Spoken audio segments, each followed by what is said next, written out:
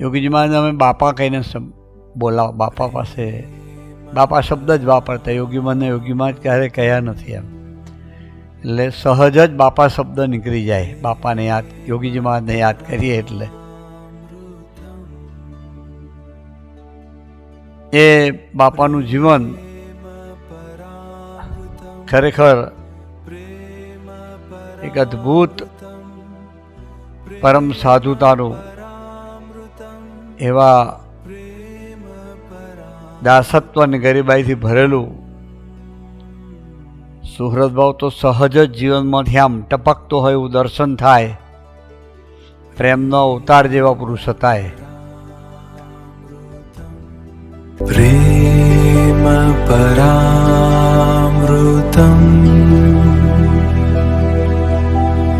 પ્રેમ પરા